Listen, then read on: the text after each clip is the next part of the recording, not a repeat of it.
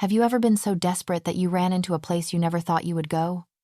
Simone Carter's hands were shaking so badly she could barely grip her phone.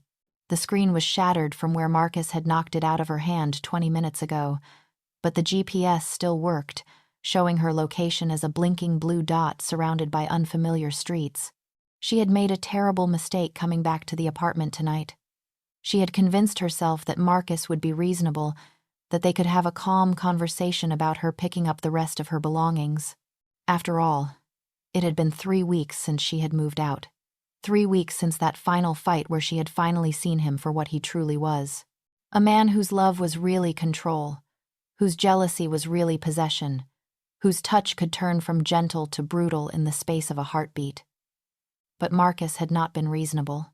He had been waiting for her, had locked the door behind her the moment she stepped inside, and had made it abundantly clear that he did not accept their breakup.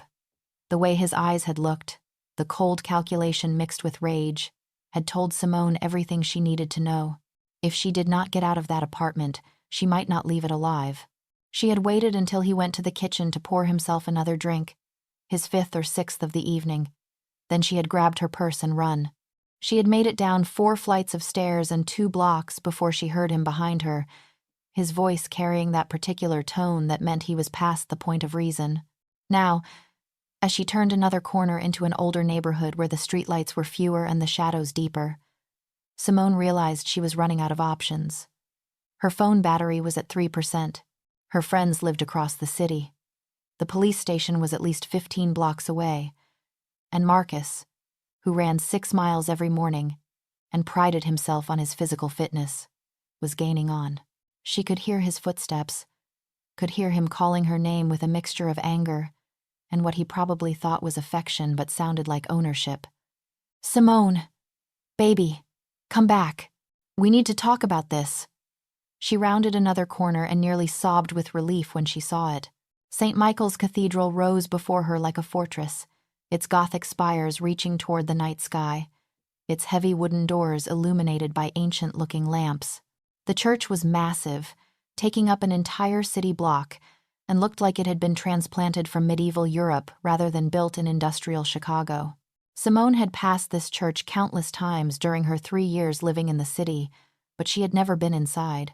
She was not particularly religious, had not been since her grandmother's funeral when she was 16. But right now, that church represented sanctuary in the most literal sense. She took the stone steps 2 at a time and pulled on the heavy door, half expecting it to be locked. But it swung open easily, and she slipped inside, closing it as quietly as she could behind her. The interior of St. Michael's was breathtaking, even in her state of panic. Vaulted ceilings soared overhead, supported by carved stone columns. Stained glass windows, dark now but probably stunning in daylight, lined both walls. Rows of wooden pews stretched toward an ornate altar, and the smell of incense and old wood filled the air. The church was dimly lit by candles and a few scattered lights, creating pools of illumination separated by deep shadows. Simone pressed herself against the wall just inside the door, trying to catch her breath while listening for sounds of Marcus outside. Her heart was pounding so hard she could feel it in her throat. She was wearing a black hoodie and jeans, practical clothes that had served her well during the run. But now she realized she had no plan beyond getting inside this building. Where could she hide? How long? Before Marcus figured out where she had gone? Would he really follow her into a church? Yes, she realized, with a sinking feeling. He absolutely would. Marcus did not respect boundaries, especially not ones set by religion or social convention. If he thought she was in here, he would come in after her. She needed to hide, and she needed to do it now. Simone scanned the church interior, looking for options. The pews offered no real concealment. The altar was too exposed. But along the left wall, she spotted something promising. A row of small wooden structures that looked like old-fashioned telephone booths. Confessionals, she realized. Places where people went to confess their sins to a priest in private. She moved quickly across the church, her sneakers silent on the stone floor, and examined the confessionals more closely. There were 3 of them, each divided into two sections by a wooden wall with a small screened window. One side for the person confessing, one side for the side, priest. The confessionals looked old, ornate, with carved wooden panels and heavy curtains that could be drawn for privacy. Simone chose the middle confessional and slipped into the left side, the one meant for people seeking forgiveness rather than offering it. She pulled the curtain closed and sat down on the narrow wooden bench, pressing herself as far back into the corner as she could. The space was tiny, maybe 4 feet by 3 feet, and smelled of old wood and the faint ghost of various perfumes and colognes from countless people who had sat here before her. Through the screened window, she could see into the other half of the confessional, though the screen made everything blurry and indistinct.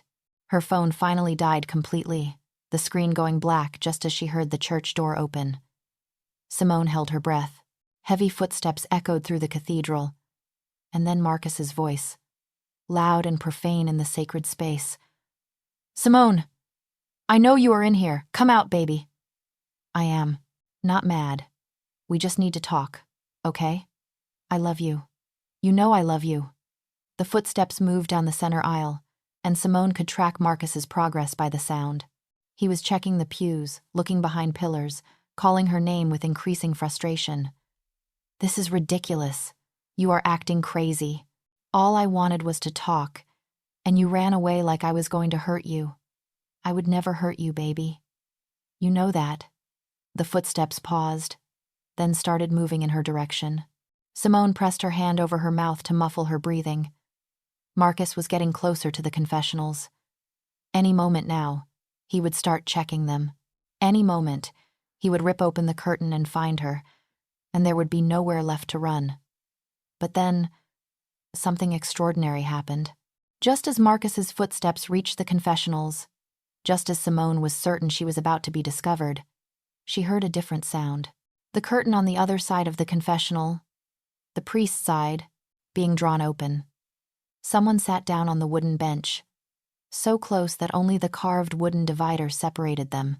Through the small screened window, Simone could make out the silhouette of a man, though details were impossible to see in the dim light filtering through the screen. The man on the other side of the confessional began to speak, his voice deep and rich with an Italian accent that made each word sound like music. But the words themselves were anything but musical. "Forgive me, Father, for I have sinned. It has been 6 months since my last confession, and in that time I have done things that weigh on my soul like stones." Simone froze, barely daring to breathe. This man thought she was a priest.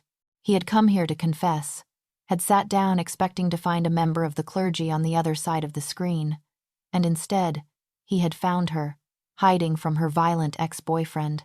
She should say something, should explain that there had been a mistake. But Marcus was still out there, still searching, and if she spoke, he would hear her voice and find her. So, Simone stayed silent, pressing herself into the corner of the confessional, while the man on the other side continued his confession. "I am not a good man, Father. You know this. You have heard my confessions before. I run an organization that traffics in violence and fear. I make decisions that send men to their deaths. I profit from activities that most people would consider unconscionable.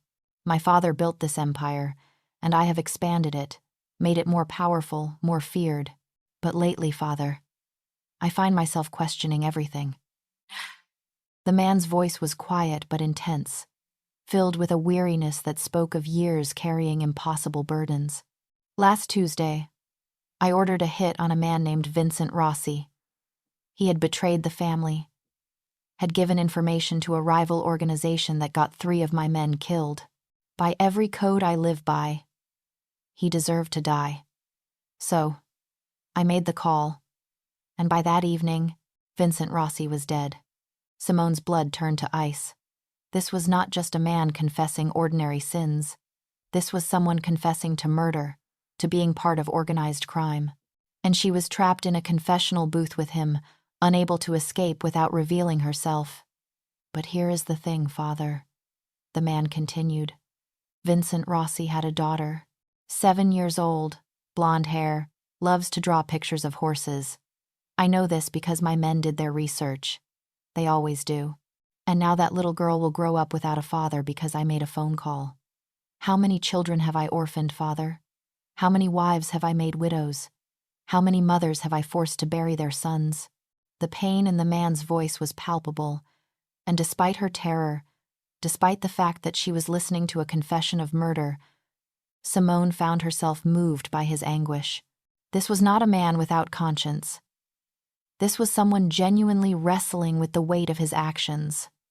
I tell myself it is business, the man said. I tell myself these are the rules of the world I live in, that if I did not make these decisions, someone else would, and they would make worse ones. I tell myself I am protecting my family, my people, my interests. But at night, Father, when I am alone in my home, with no one watching, I wonder who I have become. I wonder if there is any path back from the things I have done. Outside the confessional, Simone heard Marcus's footsteps moving away, checking other areas of the church. She should have felt relieved, but she was too absorbed in the confession, happening inches away from her. The man on the other side of the screen was silent for a moment, then spoke again. There is something else, Father. Something that bothers me more than the violence, more than the deaths. 3 weeks ago, we were negotiating a business deal, and there was a woman there, one of the lawyers for the other party. She was smart, confident, and beautiful. We spoke for maybe 10 minutes about contract terms and legal protections. Nothing personal, nothing inappropriate, just business. The man's voice dropped even lower, became almost a whisper. But the whole time we were talking, all I could think was how different my life might have been if I had met someone like her before I was buried so deep in this life that there was no way out. I looked at her and saw possibility, saw a world where I could be a different kind of man. And then one of my associates made a crude comment about her after she left, and I had to laugh along like I agreed, because showing any kind of weakness or sentimentality is dangerous in my position. That moment, that small betrayal of something genuine inside me, felt worse than ordering Vincent Rossi's death. Is that insane, Father? Simone's heart ached for this man, this stranger who was simultaneously terrifying and heartbreaking. She understood what he was describing, that feeling of being trapped by choices you had, made long ago, of seeing glimpses of who you might have been if circumstances had been different. I do not expect absolution, Father, the man said. I know what I am. I know there is no washing away these sins with a few Hail Marys and an act of contrition, but I needed to say these things out loud to someone, even if that someone is bound by the seal of confession never to repeat what they have heard. I needed to acknowledge that I know what I have become, and that some part of me still wishes I could be different. The man fell silent, clearly waiting for a response from the priest he thought was on the other side of the screen. Simone's mind raced. What should she do? If she spoke, Marcus might hear her. But this man was waiting for absolution, for some kind of response, and her continued silence would eventually seem strange. Just as she was about to attempt some kind of non-committal grunt that might pass for a priestly response, the decision was taken out of her hands. The church door crashed open with such force that it echoed through the cathedral like a gunshot. Marcus's voice, now openly aggressive, filled the space. Simone! I am done playing games. I know you are hiding in here, and when I find you, you are going to wish you had just come when I called. The sound of furniture being knocked over reached the confessionals, followed by Marcus's footsteps, heavy and purposeful. He was done being patient. He was going to search every inch of this church until he found her. On the other side of the confessional screen, the man had gone completely still. When he spoke again, his voice had changed, had lost its contemplative quality and taken on something harder, more dangerous. That is not the voice of a man looking for a conversation.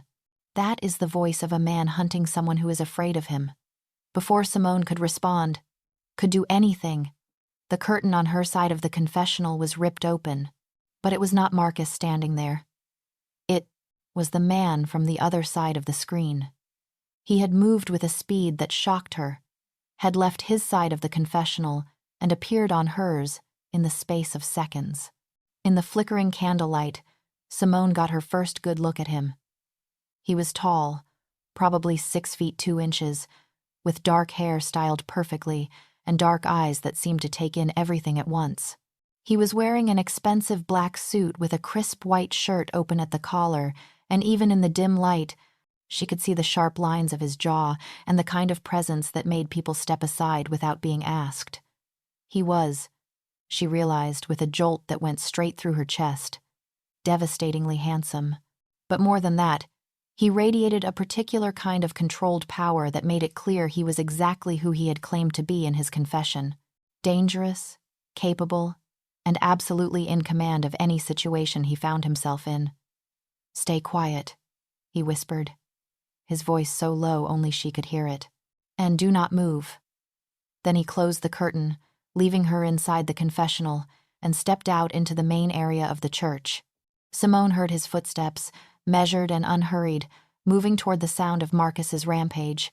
She pressed her face against the screen, trying to see what was happening, and caught glimpses of movement through the dim cathedral. Marcus was near the altar now, his back to the confessionals, in the middle of overturning a row of chairs that had been set up for some kind of meeting.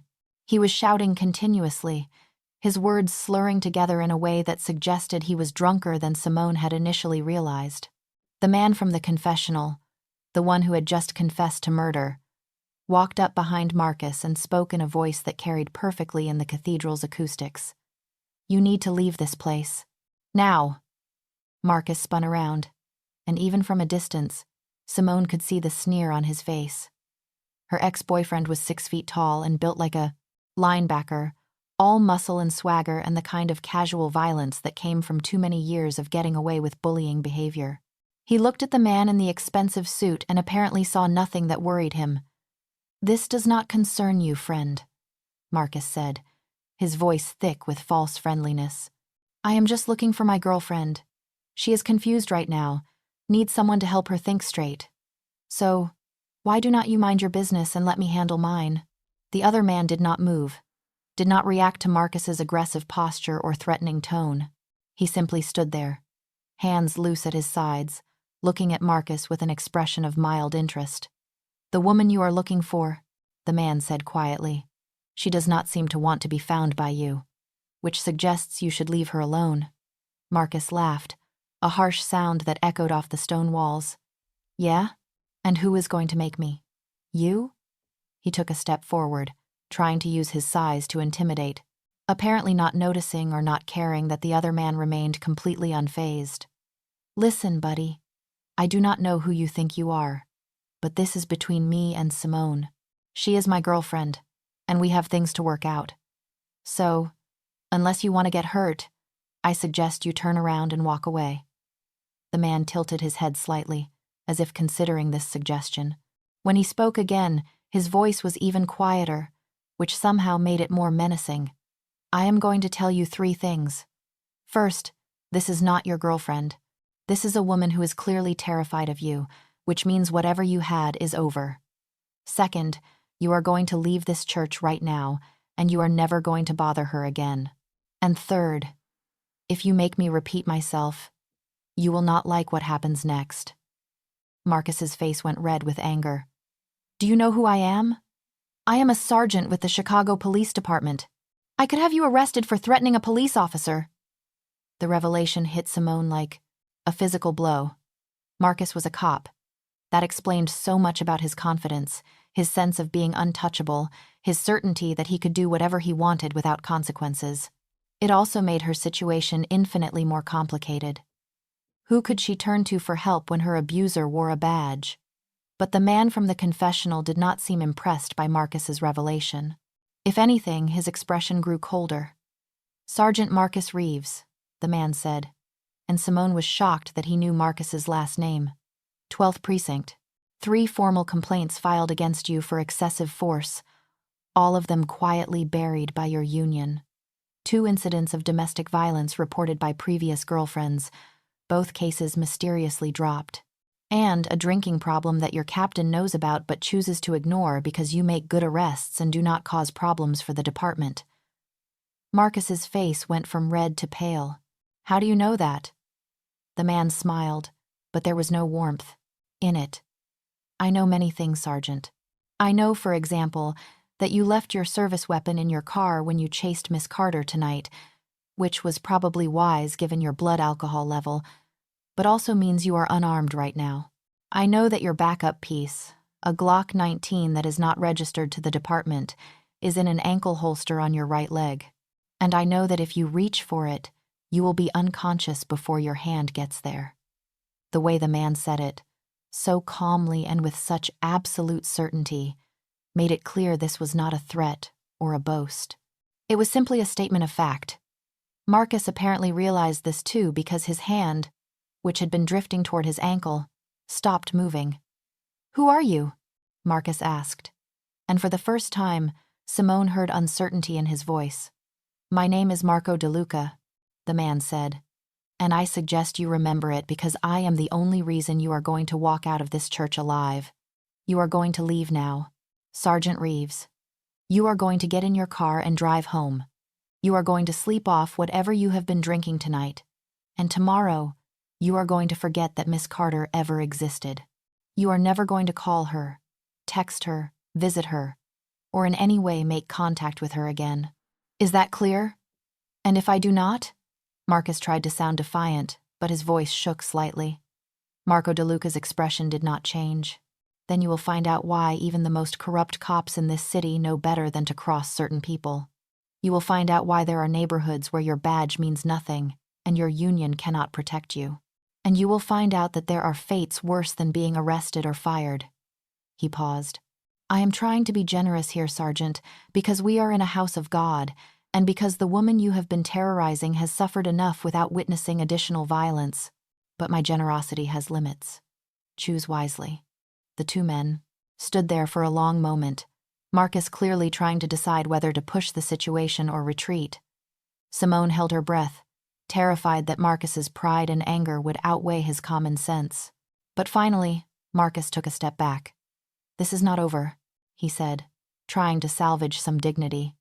"Maybe not," Marco replied, "but it is over for tonight. And if you make the mistake of thinking otherwise, if you attempt to retaliate against Miss Carter in any way, you will discover that I have a very long memory and very few limits on what I am willing to do to people who hurt women." Marcus turned and walked toward the church exit, his posture stiff with barely controlled rage. He paused at the door and looked back, as if about to say something else, but whatever he saw in Marco's expression made him think better of it. The heavy wooden door closed behind him with a dull thud. For a long moment, Marco stood perfectly still, head tilted slightly as if listening. Then he pulled out a phone and made a quick call. "It is me. There is a drunk cop about to get in a black Ford Explorer parked on Morrison Street. Make sure he makes it home safely, but understands that his driving privileges in certain parts of the city have been revoked." He paused. "Also, pull his jacket. Everything. Work history, complaints, associates, financial records. I want to know who Marcus Reeves really is by morning." He hung up and turned back toward the confessionals. Simone had stepped out of the booth during the confrontation, unable to stand, being hidden while this stranger risked himself for her. Now she stood in the dim candlelight, her heart still racing, trying to process everything that had just happened. Marco DeLuca walked back to her with the same unhurried grace he had shown when confronting Marcus. Up close, with better light, Simone could see more details. He was probably in his mid-30s, with the kind of weathered handsomeness that came from experience rather than youth. His suit was clearly expensive, custom-tailored to his frame, but it was his eyes that captured her attention. Dark brown, almost black, they seemed to see right through her, assessing and cataloging everything with an intensity that should have been unsettling but somehow was not. "Are you hurt?" he asked, and his voice had lost its dangerous edge, had become gentle in a way that made Simone's throat tighten with unexpected emotion. She shook her head, not trusting herself to speak. Now that the adrenaline was fading, reaction was setting in. Her legs felt weak, her hands were shaking, and she realized she was very close to either crying or fainting, possibly both. Marco must have recognized the signs because he gently took her arm and guided her to one of the pews, helping her sit down before settling beside her at a respectful distance. "Breathe," he said quietly. You are safe now. He is gone, and he will not be coming back. How can you be sure? Simone managed to ask her, voice barely above a whisper. Because men like Marcus Reeves are cowards at heart. They pick targets they think are vulnerable, women who do not have protection or resources to fight back. But now you have both. Whether you want it or not, you are under my protection. The way he said it, with such casual certainty, should have sounded arrogant. Instead, it sounded like a vow. Simone looked at him. Really looked at him. This man who had confessed to murder less than 20 minutes ago and then had saved her from her abuser without a moment's hesitation. I heard your confession, she said quietly. I know. I realized that when you did not respond like a priest would. But by then, your ex-boyfriend was already making his intentions clear, and stopping him took priority over addressing our unconventional confessional situation. You killed someone last Tuesday. It was not an accusation, just a statement of fact. Marco did not flinch. I did. Vincent Rossi betrayed my family, and that betrayal got good men killed. So yes, I ordered his death, and I carry the weight of that decision. And now, you are protecting me. Why? Because, Marco said simply, the fact that I have done terrible things does not mean I have to do them all the time. And because walking away from a woman being hunted by a violent man would make me more of a monster than anything I confessed to tonight. Simone felt tears building behind her eyes. I do not understand any of this. I do not understand who you are or why you are helping me. I do not understand how this night became what it is. You do not need to understand it right now, Marco said gently. Right now, you need to be safe. Do you have somewhere to go? Somewhere Marcus does not know about? Simone thought about her options. Her apartment was definitely out. Marcus knew where she lived. Her best friend Sarah's place was a possibility. But Marcus knew about Sarah too. Had met her several times. Her family was 3 states away. I have a friend, she said slowly. Lisa. She just moved to the city, and Marcus does not know about her. But I do not have her new address in my phone. My phone is dead. What is her last name?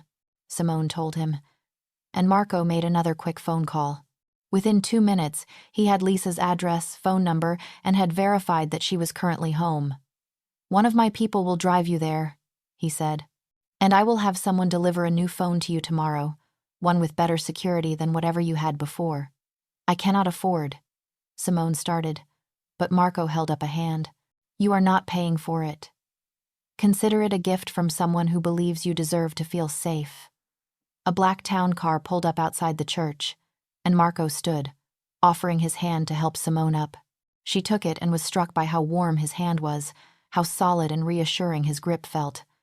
They walked to the church entrance together, and before they stepped outside, Marco paused.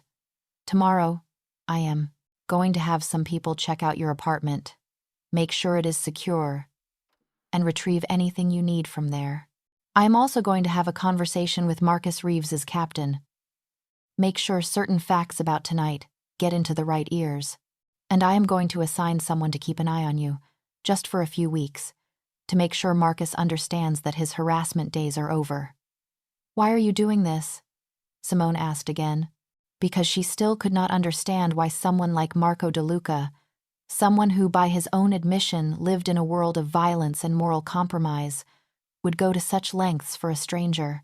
Marco looked at her for a long moment, and something shifted in his expression, became softer and more vulnerable. Because in my confession tonight, I talked about wondering if I could ever be a different kind of man. And then God, or fate, or pure chance, put you in that confessional booth. Put me in a position to choose who I wanted to be in that moment. Maybe this is my answer. Maybe protecting you is the universe giving me a chance to be better than I have been. He opened the church door, and the night air rushed in, carrying the sounds of the city. Or maybe, he continued, I am just a man who cannot stand to see someone hurt by a coward. Either way, you are safe now, Simone Carter, and you are going to stay safe. As Simone walked to the waiting car, she turned back to look at Marco DeLuca, silhouetted in the doorway of St. Michael's Cathedral. He looked like something out of a painting, a figure caught between light and darkness, between redemption and damnation, and she realized that despite everything she knew about him, despite the confession she had overheard and the violence she knew he was capable of, she felt safer with him than she had felt with anyone in a very long time. The driver opened the car door for her, and as she slid into the back seat, she saw Marco pull out his phone and make another call, taking care of her, making sure Marcus would not be a problem, arranging her security and her safety with the same efficient authority he probably used to run his criminal empire. It should have scared her. Instead, it made her feel protected in a way she had not felt since before Marcus's love had turned possessive and controlling. As the car pulled away from the church, heading toward Lisa's apartment and temporary safety, Simone allowed herself to acknowledge a truth that should have been terrifying but somehow was not. Her life had just become infinitely more complicated because she had heard things in that confessional that could get her killed. She was now entangled with a mafia boss whose protection was as dangerous as it was necessary. And despite every rational thought telling her that this was the beginning of something that could only end badly, she could not shake the memory of Marco De Luca's eyes, or the way his voice had gentled when he asked if she was hurt, or the certainty with which he had promised she was safe. Sometimes, she thought as the city lights blurred past the window, salvation came from the most unexpected places, and sometimes the most dangerous man in the room was exactly the protector you needed. 3 days later, Simone was sitting in Lisa's small but cozy apartment, drinking coffee and trying to process everything that had happened.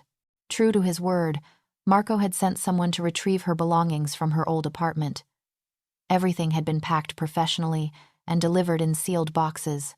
He had also sent a new phone, as promised. But this was not just any phone. It was the latest model, with security features she had not even known existed, and a note that simply said, "My number is already programmed in. Use it if you need anything. MD." But what surprised her most was that Marco himself had not contacted her since that night at the church. She had expected, based on movies and television shows about the Mafia, that he would want something from her, would expect some kind of payment or loyalty for his protection. Instead, there had been only silence, broken occasionally by brief text messages from an unknown number that said things like, "Marcus reported in sick for the past 2 days. His captain is watching him closely, and your apartment lease has been bought out. You can move back whenever you feel safe." Lisa was in the kitchen making more coffee when Simone's new phone rang. The caller ID simply said, "MD." Her heart jumped in a way that had nothing to do with fear and everything to do with a feeling she was not quite ready to name. "Hello? Miss Carter. It is Marco De Luca. I hope I am not calling at an inconvenient time." His voice was just as she remembered, deep and warm with that Italian accent that turned even simple words into something beautiful. "No," Simone said, surprised at how much she had wanted to hear from him. "Now is fine. Is something wrong?" "Nothing is wrong.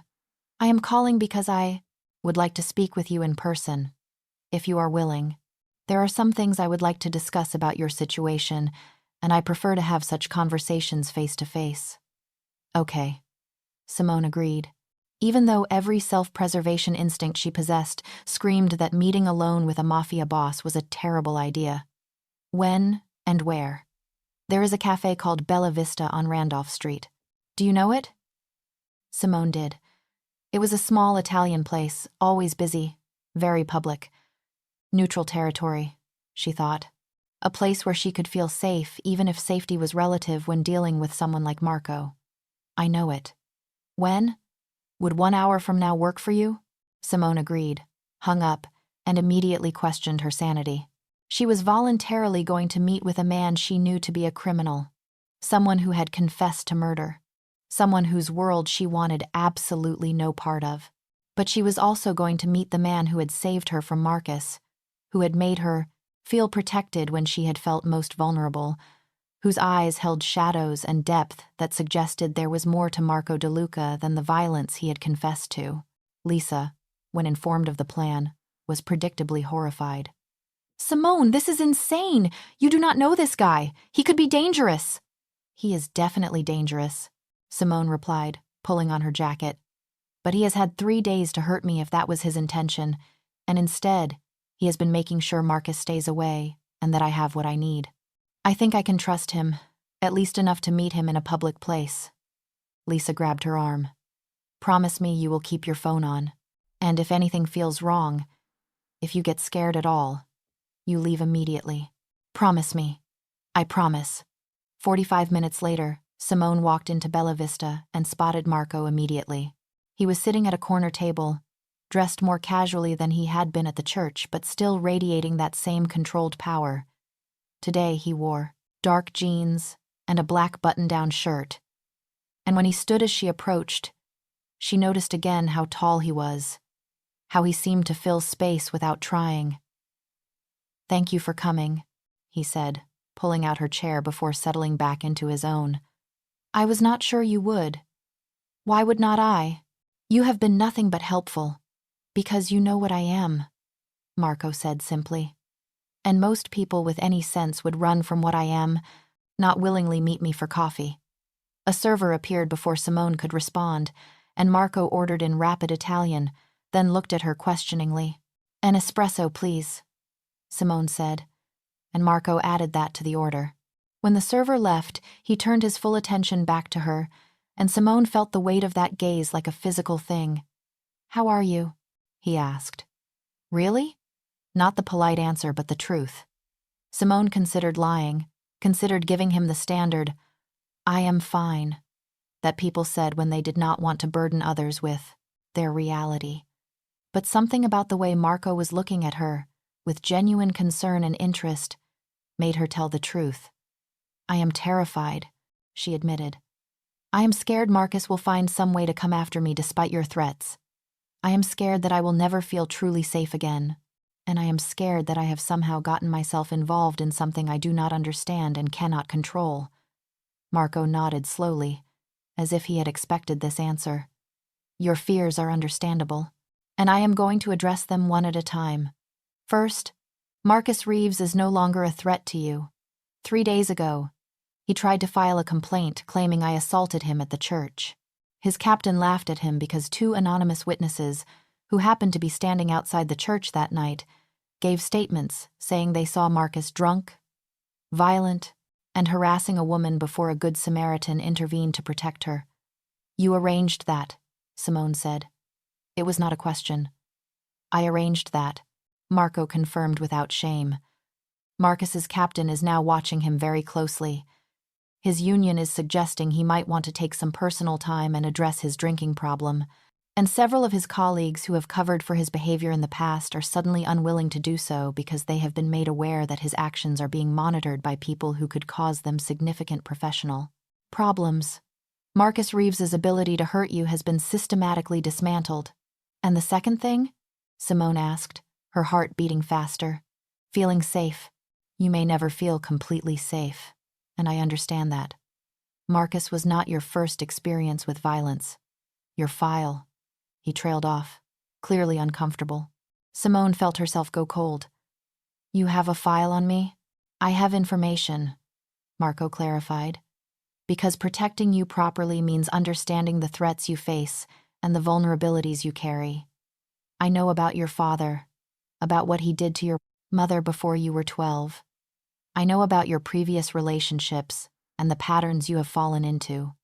And I know that the reason you work as a social worker, specifically with domestic violence survivors, is because you understand their fear in a way most people cannot. The fact that he knew all this should have enraged her, should have made her feel violated. Instead, she felt understood in a way that was both frightening and comforting. So you know I have terrible taste in men, Simone said, trying to make it sound like a joke but failing. You have been taught by your experiences that love and violence sometimes come together, Marco said gently. That is not terrible taste. That is trauma, and it is something that can be healed, though the healing is not easy or quick. He leaned forward slightly. Which brings me to why I wanted to meet with you today. I want to offer you a proposition. Simone's stomach tightened. Here it was. The moment when the other shoe dropped, when the man who had seemed too good to be true revealed what he really wanted from her. "What kind of proposition?" she asked warily. Marco must have seen the fear in her eyes because his expression softened. "Not what you are thinking. I am not asking you for anything you would not want to give. I am offering you a job." Simone blinked. Of all the things she had expected him to say, that was not one of them. "A job? My organization has many legitimate businesses. One of them is a nonprofit foundation that provides support services to underserved communities, housing assistance, job training, counseling services. The foundation is looking for someone to head up its domestic violence intervention program. Someone with your background, your education, your passion for helping survivors. The position comes with a substantial salary, full benefits, a security detail, and the resources to actually make a difference, instead of being hamstrung by bureaucratic red tape and insufficient funding." It sounded too good to be true, which meant it probably was. "Why?" Simone asked. "Why would you offer me this?" Marco was quiet for a moment, clearly choosing his words carefully. "Because what I said in the church was true. I have spent years becoming someone I am not sure I want to be anymore. The foundation is part of my attempt to do something good with the resources my family has accumulated. But it needs someone who genuinely cares about the people we are supposed to be helping, someone who will not see it as just a job but as a calling. And because, selfishly, offering you this position means you will be working in one of my buildings, protected by my security, safe in a way you have not been safe before. You are doing this because you want to protect me," Simone said, understanding dawning. "I am doing this because I can protect you," Marco corrected. "And because I think you are wasted in a city job that does not appreciate your talent or give you the resources you need. But mostly, Simone, I am doing this because 3 nights ago, God put me in a position to choose who I wanted to be. I chose to be someone who protects instead of harms. And I would like to keep making that choice, if you will let me." The server appeared with their coffee, giving Simone a moment to process. When they were alone again, she wrapped her hands around the warm espresso cup and met Marco's eyes. "This is insane," she said. "You confessed to murder. You run a criminal organization. I heard you describe yourself as someone who traffics in violence and fear. And now you are offering me a job and protection like we are in a completely normal situation." "It is not a normal situation," Marco agreed. "And I am not going to pretend to be something I am not. Yes, I run an organization that engages in activities outside the law. Yes, I have done things that would horrify you if you knew the details. But I am also trying to build something better, something legitimate, something that helps instead of harms. The foundation is real, Simone. The work it does is real. And the difference you could make there is real." He paused, then continued. "But I understand if this is too much. If knowing what I am makes working for any of my organizations impossible for you. If that is the case, I will still make sure Marcus never bothers you again. I will still make sure you are safe. But I will do it from a distance, and you will never have to see or speak to me again if that is what you prefer." Simone thought about her current job, where she was overworked, underpaid, and constantly frustrated by a system that seemed designed to fail the people it was supposed to help. She thought about the women she counseled, women who reminded her of her mother, who reminded her of herself, who deserved so much more than the scraps the system offered them. And she thought about Marco De Luca, a man who was clearly dangerous but who had protected her without asking for anything in return, who had seen her fear and trauma and had responded with gentleness and understanding. "I want to see the foundation," she said finally. "I want to meet the people who work there, see what you have built, understand what you are really offering before I make a decision." Marco's face broke into a smile, the first real smile she had seen from him, and it transformed his features from merely handsome to absolutely stunning. "That is more than fair. When would you like to visit? Tomorrow?" "Tomorrow it is. I will pick you up at 10 in the morning if that works for you." They finished their coffee, talking about safer topics. Marco asked about her work, genuinely interested in the challenges she faced. She asked about the foundation, and he described programs and success stories with an enthusiasm that seemed at odds with his confession 3 nights ago. As they prepared to leave, Marco stood and helped her with her coat, and Simone was acutely aware of how close he was, of the warmth radiating from his body, of the way her pulse quickened when his hand accidentally brushed her shoulder. "Thank you for meeting with me," Marco said as they walked to the door. "And Simone, I want you to know that whatever you decide about the job, you are not obligated to me in any way. You heard my confession, yes, but that does not give me any claim on you or your loyalty. You owe me nothing." "You saved me," Simone pointed out. "That is not nothing. I did what anyone should have done in that situation, what many people would have done if they had not been afraid. I just had the advantage of not being afraid of very much." They paused outside the cafe, and Marco looked down at her with an expression that made Simone's breath catch. There was something in his eyes, some combination of longing and restraint, that suggested he wanted to say more, but was holding himself back. "Tomorrow at 10, he said finally. "And Simone? Try to sleep tonight. You are safe. Marcus cannot hurt you anymore, and I will make sure of that for as long as you need me to." He walked away before she could respond, moving with that same easy grace she had noticed at the church.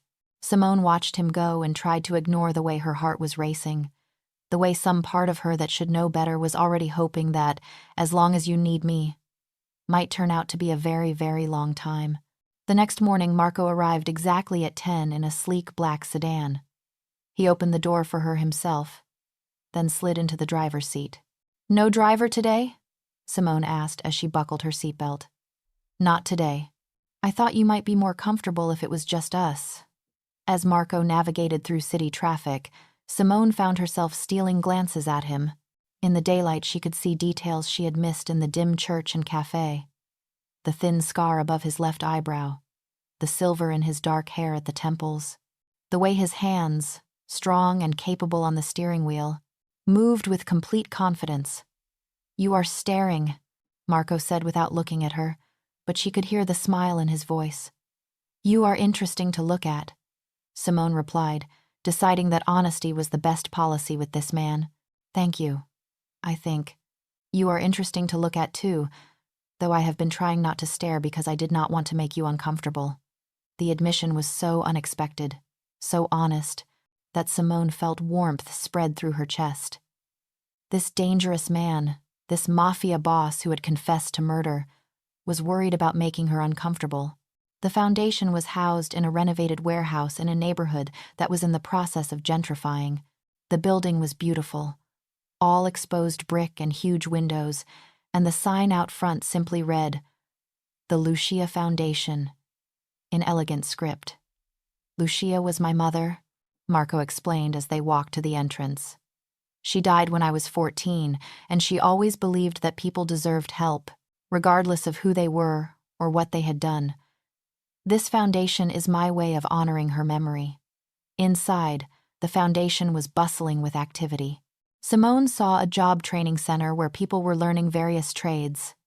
She saw a childcare facility where parents could leave their children while they attended classes or job interviews. She saw counseling offices and conference rooms and a community space where people were gathering for what looked like a support group meeting. Marco introduced her to the staff, and Simone was struck by how much they clearly respected him. These were not people afraid of their boss. These were people who believed in the work they were doing and who trusted Marco's leadership. The position he was offering would put her in charge of expanding the foundation's domestic violence services.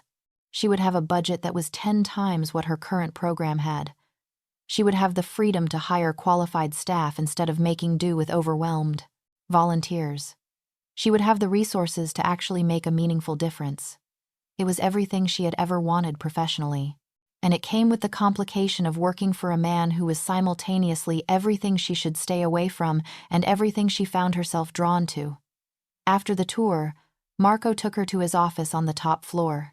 It was spacious but not ostentatious, decorated with family photos and what looked like original artwork. He poured them both water from a crystal decanter and settled into the chair across from her, not behind his desk where power dynamics would have been clearer. "What do you think?" he asked. I think it is incredible, Simone admitted.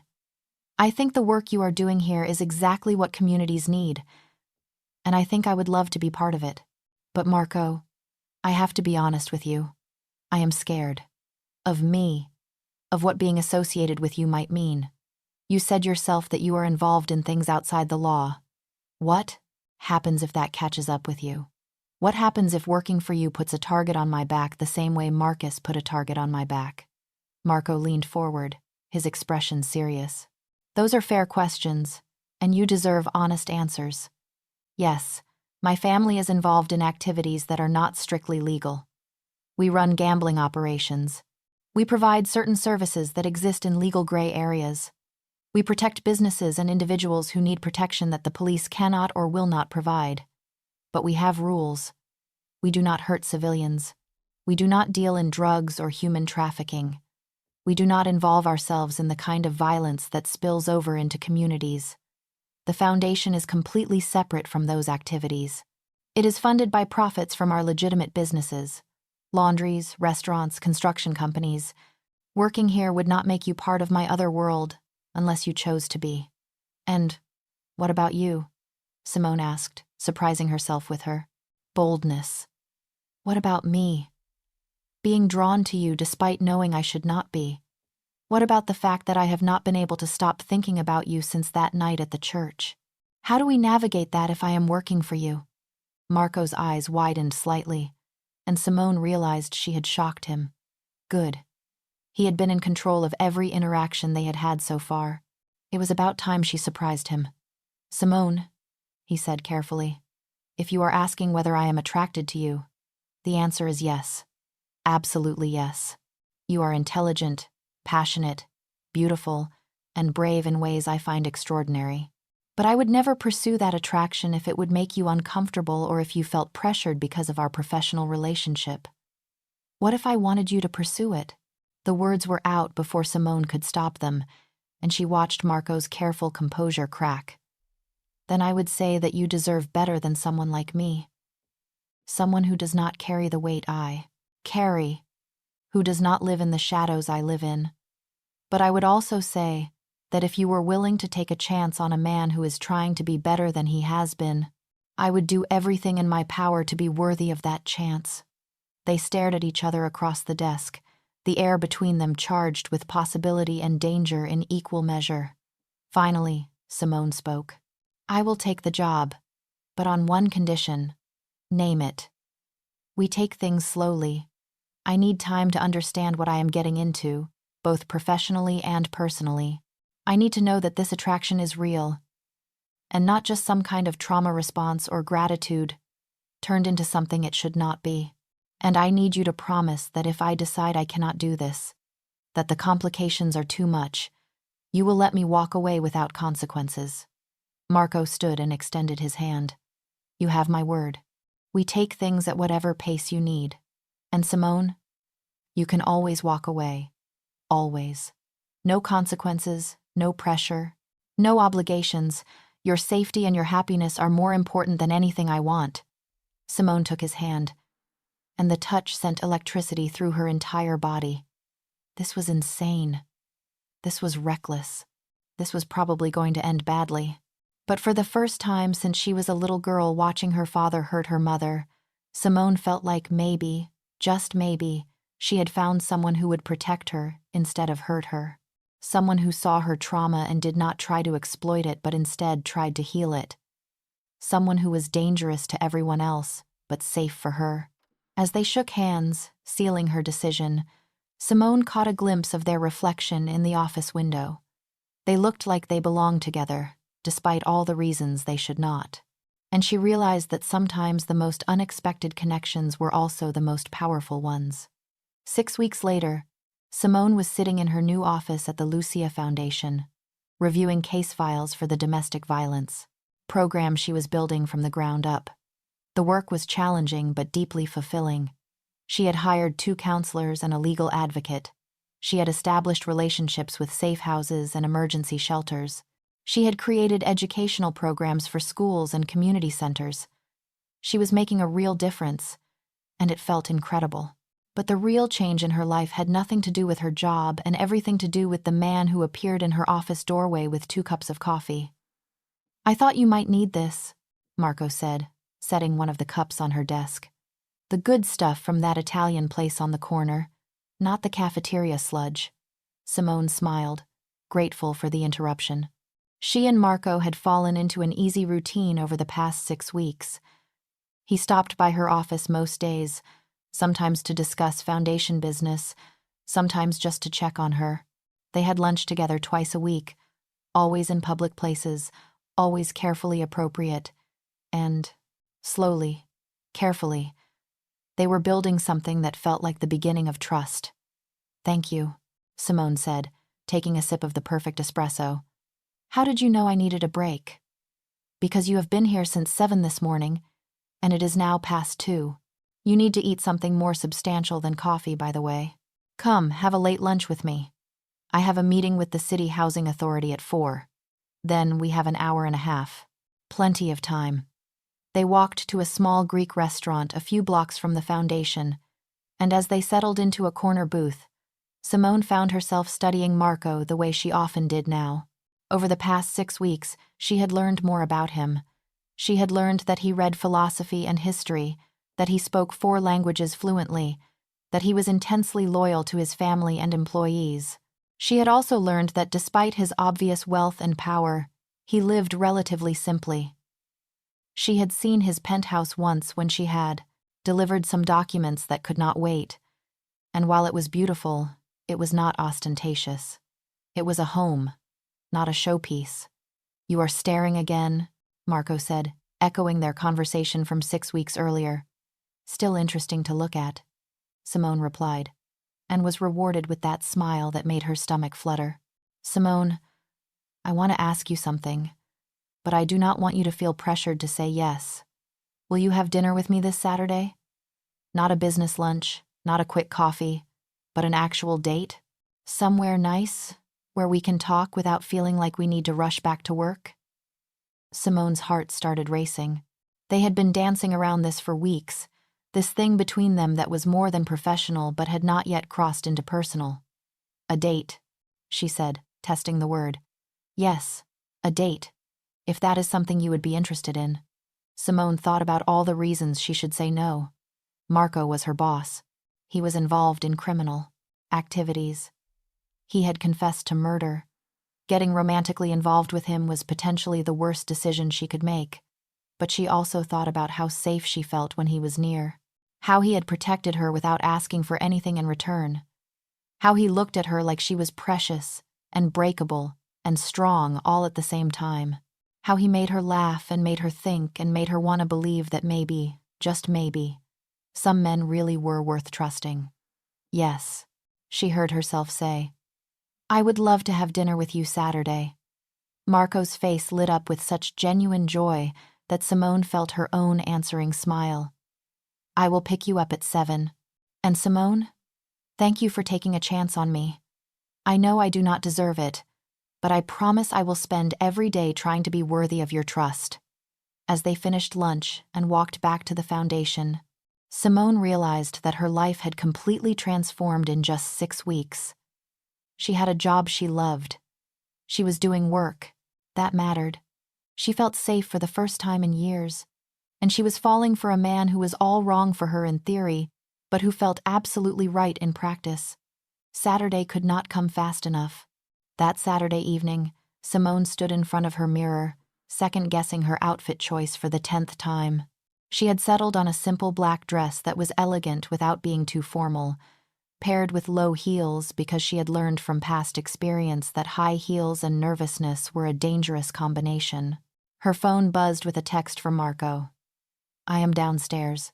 Take your time."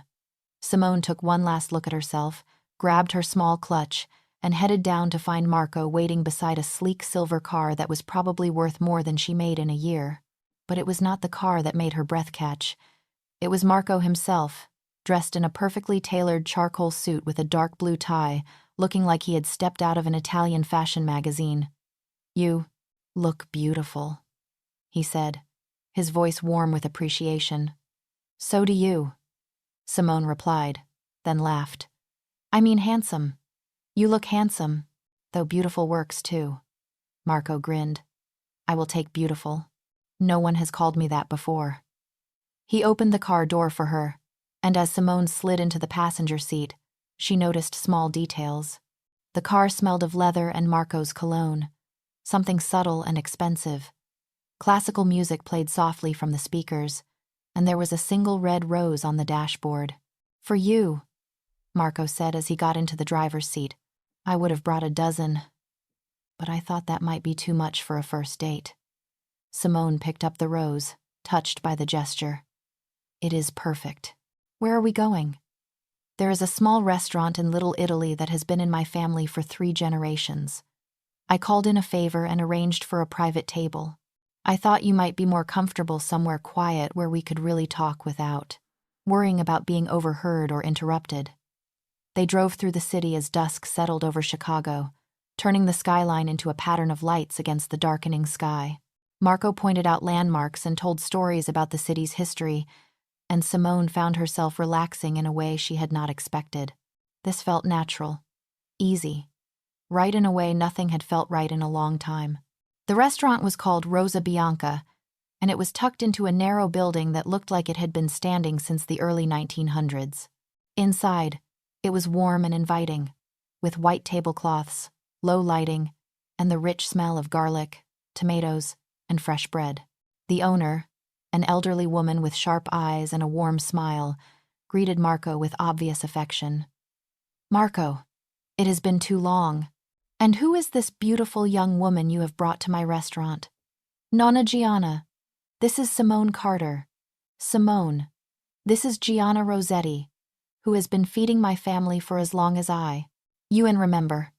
Gianna took both of Simone's hands in hers and studied her face with an intensity that should have been uncomfortable, but somehow was not.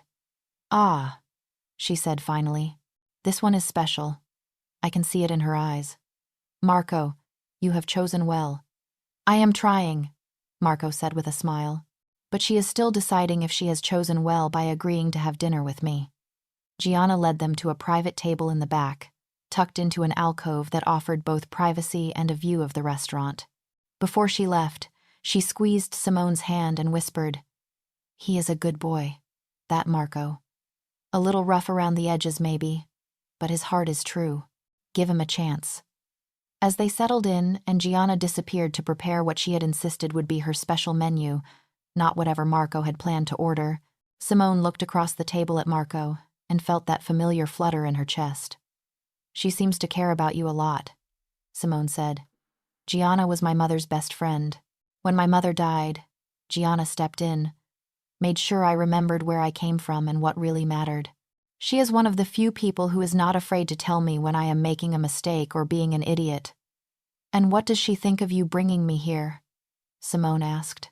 She thinks, Marco said carefully, that you are the first woman I have brought to this restaurant in over 10 years who I actually care about rather than just using as decoration for business dinners. And she is right. The admission hung in the air between them, honest and vulnerable, in a way that made Simone's heart ache. Marco, I need to ask you something, and I need you to be completely honest with me. Always. The night we met, you were confessing to murder. You talked about ordering someone's death, about the violence you live with, about questioning who you have become. Are you still that person, or are you trying to change? Marco was quiet for a long moment, clearly choosing his words carefully. I am still that person, Simone. I would be lying if I said otherwise. I still make decisions that result in violence. I still operate in a world where force is sometimes the only language people understand. But I am also trying to be more than just that person. The foundation, my legitimate businesses, trying to reduce violence rather than escalate it. These are not just good public relations. They are genuine attempts to build something better than what my father left me. He leaned forward, his dark eyes intense. When I met you, when I heard Marcus terrorizing you in that church, something shifted. It reminded me that there are still things worth protecting, people worth saving, reasons to be better than I have been. You asked me once why I was helping you. The truth is, you are helping me too. You are reminding me that I do not have to be only what my family name and my history made me. Simone reached across the table and took his hand. I am not asking you to be perfect. Marco, God knows I am not perfect. I am just asking you to be honest with me about who you are and what your life involves. I can handle complicated. What I cannot handle is lies. No lies, Marco promised. Ever. Even when the truth makes me look bad or makes you question whether you should be sitting here with me. Their food arrived. Course after course of incredible Italian cuisine that Gianna had clearly prepared with love and pride. As they ate and talked, Simone felt layers of her usual defensive walls coming down. Marco asked about her childhood, and she told him about growing up watching her mother endure her father's abuse, about finally escaping when Simone was 12 and her mother found the courage to leave. She told him about the years of therapy, about the pattern of choosing the wrong men because that dysfunction felt familiar, about Marcus and how his initial charm had hidden the same controlling behavior she had seen in her father. Marco listened without judgment, without trying to fix things or offer platitudes. He just listened, and that simple act of bearing witness to her pain felt like its own kind of healing. When she finished, he told her about his own childhood, about losing his mother to cancer when he was 14, about his father, who had been a powerful man in his world but emotionally absent at home, about being groomed from a young age to take over the family business, never being given the option to choose a different path. I used to dream about being a teacher, Marco admitted, and Simone could hear the wistfulness in his voice. History or literature, something where I could help young people understand the world and their place in it. But that was not an option for someone with my last name and my responsibilities. You are teaching, Simone pointed out. At the foundation, with the programs you have created, you are teaching people how to build better lives. That counts. Maybe, Marco said with a small smile. But it is. Not the same as the life I might have had if circumstances had been different. None of us get to live the lives we might have had, Simone said gently. We only get to live the lives we actually have and try to make them as good as we can. They talked for hours, through dinner and dessert and multiple cups of espresso that Gianna kept bringing despite their protests that they had had enough. They talked about books and movies and travel. They talked about their hopes and fears. They talked about everything and nothing. And when Simone finally glanced at her watch, she was shocked to realize it was past midnight. I should get you home, Marco said reluctantly, even though I do not want this evening to end. Neither do I, Simone admitted. But you are right. It is late. Marco drove her back to Lisa's apartment, where she was still staying even though her own place had been declared safe weeks ago. Something about being with Lisa made her feel less alone, less vulnerable. When they pulled up in front of the building, Marco turned off the engine and looked at her. I had a wonderful time tonight, Simone. Thank you for taking a chance on me. On us. Thank you for being honest, Simone replied. For not trying to hide who you are or pretend your world is simpler than it is.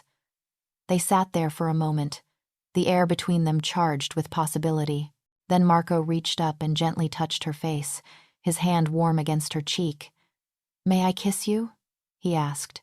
Please, Simone whispered. The kiss started gentle, tentative, a question more than a demand. But when Simone leaned into it, when her hand came up to rest on Marco's chest, something shifted. The kiss deepened, became more urgent, more real. Simone felt desire coil in her stomach, felt herself responding to Marco in a way that was both thrilling and terrifying.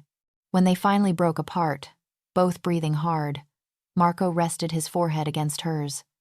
I have wanted to do that since the moment I saw you in that church, he admitted. I wanted you to, Simone said. Even when I thought I should not want anything to do with you, I wanted you to kiss me. Marco smiled, then reluctantly pulled back. I should let you go inside before I forget all my good intentions about taking things slowly. Simone laughed and reached for the door handle. But before she got out, she turned back to Marco. Same time next week? Every week, Marco said. For as long as you will have me. As Simone walked to her apartment, She felt lighter than she had in years. Yes, Marco was complicated. Yes, his world was dangerous. Yes, getting involved with him was probably a risk. But for the first time since she could remember, Simone felt like maybe taking a risk on love was worth it. Maybe the most unlikely person could turn out to be exactly the right one. 3 months passed in a blur of work, dinner dates, and slowly building trust.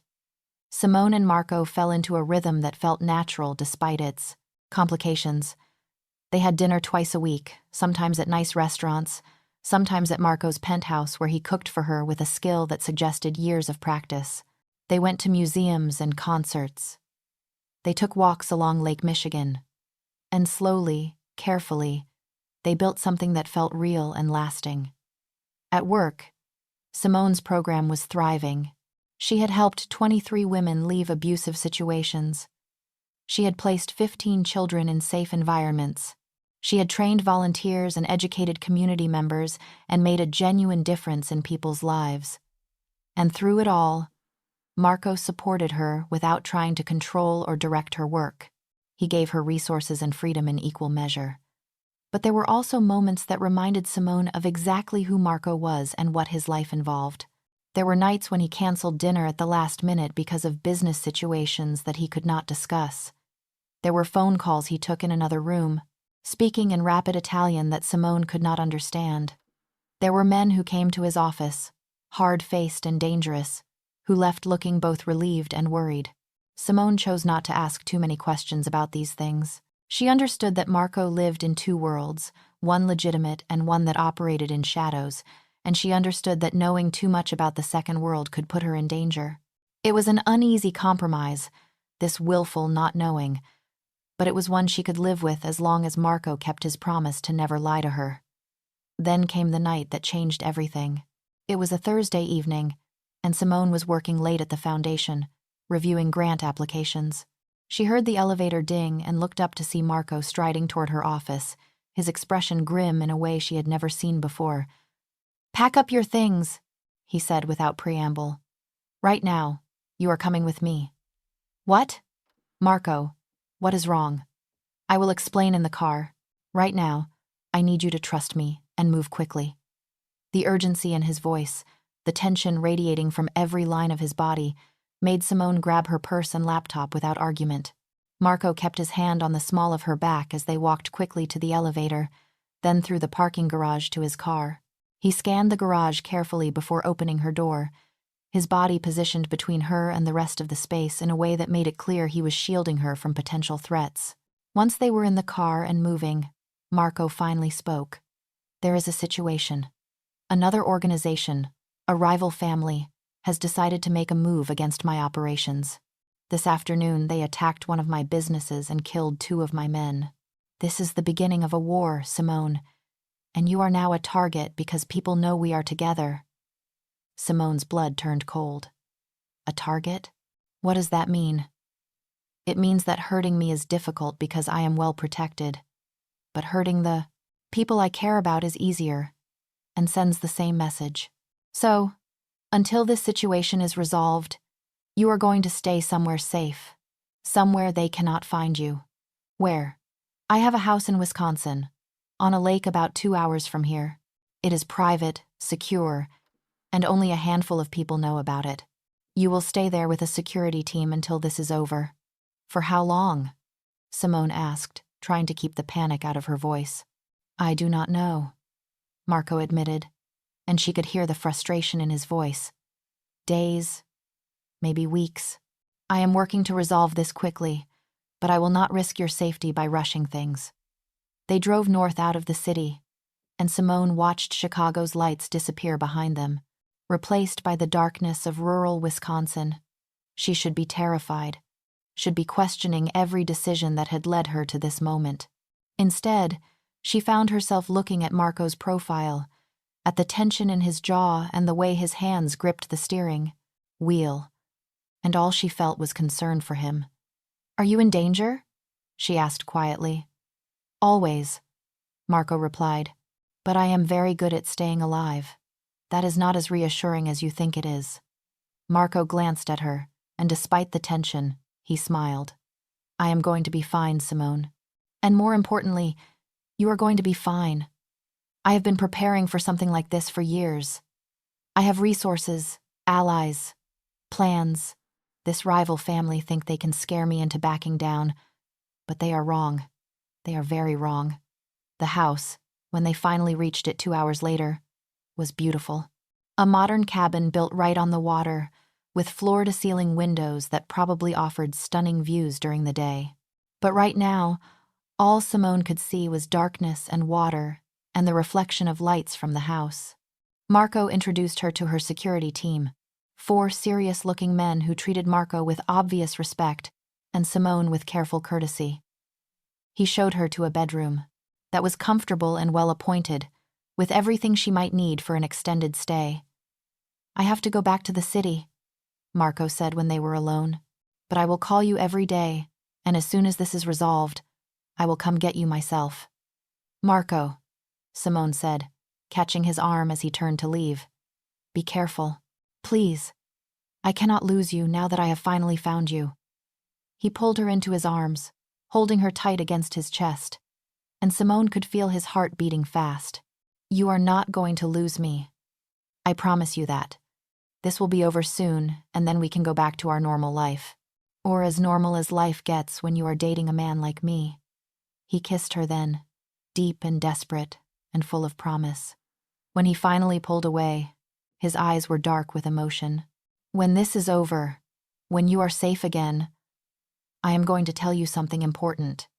But right now, I need to focus on keeping you alive, which means I cannot let myself be distracted by alles, feelings that are too big to process in the middle of a war. Simone understood what he was not saying. Understood that the important thing he wanted to tell her was probably the same important thing she wanted to tell him. When this is over, she agreed, we will have all the time in the world for important conversations. Marco left, and Simone was alone in the beautiful prison of his safe house, with nothing to do but wait and worry and hope that the man she had fallen in love with would survive whatever war he was fighting on her behalf. 10 days passed with agonizing slowness. Simone spoke to Marco every evening, conversations that were sometimes brief and sometimes lasted hours, but always reassured her that he was still alive and still working to resolve the situation. Her security team was professional but distant, clearly under orders not to share details about what was happening in Chicago. Simone spent her days working remotely, video conferencing with her staff at the Problems Foundation, and trying not to imagine all the terrible ways Marco could be hurt or killed.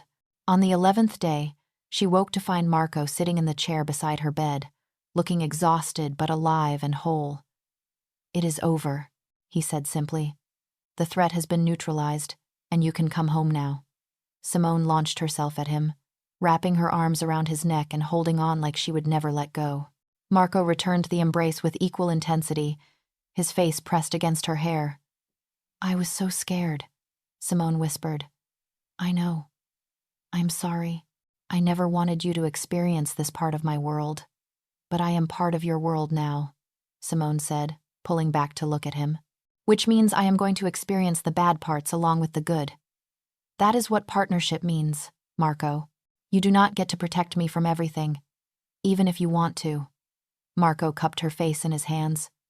I love you, Simone. That is what I wanted to tell you before I left. I am in love with you, have been since that night in the church, when you hid in the confessional and heard things you should never have heard. You have changed my life, have made me want to be better than I was. And I need you to know that, need you to hear it, because my feelings for you are the most real thing in my life right now. Simone felt tears building in her eyes. I love you too, even though I know I should not, even though every logical part of my brain tells me this is complicated and dangerous and probably a terrible idea. I love you anyway. Then come home with me, Marco said.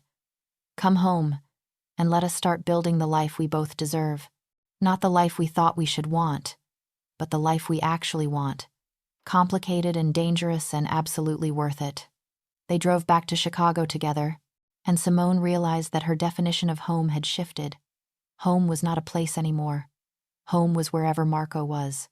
Home was the sense of safety she felt in his presence, the knowledge that he would protect her but also let her be strong, would support her but not control her, would love her fiercely but not possessively. When they reached the city, Marco took her to his penthouse, and for the first time, Simone let herself think of it as their penthouse. Because this was where she wanted to be.